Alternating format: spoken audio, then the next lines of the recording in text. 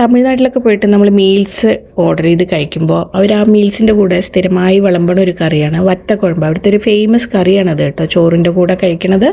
ഇത് ഈ കൊണ്ടാട്ടങ്ങളൊക്കെ ഉപയോഗിച്ചുണ്ടാക്കുന്ന കറിയാണ്. അതായത് ചുണ്ടങ്ങ, മണത്തങ്കാളി, താമരവളയും കയ്പ്പയ്ക്കൊക്കെ ഉപയോഗിച്ചത് ഉണ്ടാക്കും. അപ്പോൾ ഇതെങ്ങനെ ഉണ്ടാക്കണമെന്ന് നോക്കാം. ചൂടായ എണ്ണയിലേക്ക്, അതായത് നല്ലെണ്ണ ഉപയോഗിച്ചിട്ടാണ് ഇത് അവരുണ്ടാക്കുക. നല്ലെണ്ണയുടെ ഫ്ലേവർ ഇഷ്ടമില്ലാത്തവർ വെളിച്ചെണ്ണ ഉപയോഗിച്ചോളൂ. ചൂടായ എണ്ണയിലേക്ക് കടുക്, ജീരകം, ഉലുവ ഇട്ട് കൊടുക്കുക. അതുപോലെ കറിവേപ്പില, വറ്റൽമുളക് ഇട്ട് കൊടുക്കുക. ഇതൊക്കെ പൊട്ടി വരുന്ന സമയത്ത് ഒരു 10-12 വെളുത്തുള്ളി നേരാക്കിയത്, 10-20 ചെറിയ ഉള്ളി നേരാക്കിയത് ഇട്ട് കൊടുക്കുക.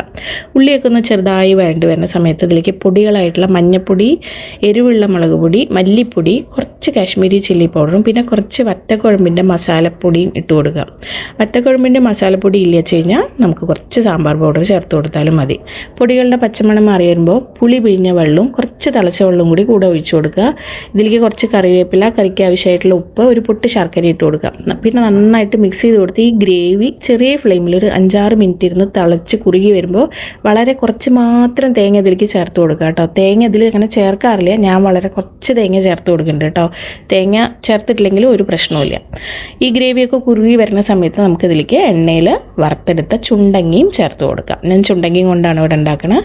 എന്നിട്ട് നന്നായി മിക്സ് ചെയ്ത് കൊടുക്കുക. ഉപ്പൊക്കെ പാകമാണോ നോക്കുക. ചെറിയ ഫ്ലെയിമിൽ ഒരു 2-3 മിനിറ്റും കൂടി പിന്നെയും തിളപ്പിച്ച് കുറുകി വരുമ്പോൾ ഫ്ലെയിം ഓഫ് ചെയ്യുക.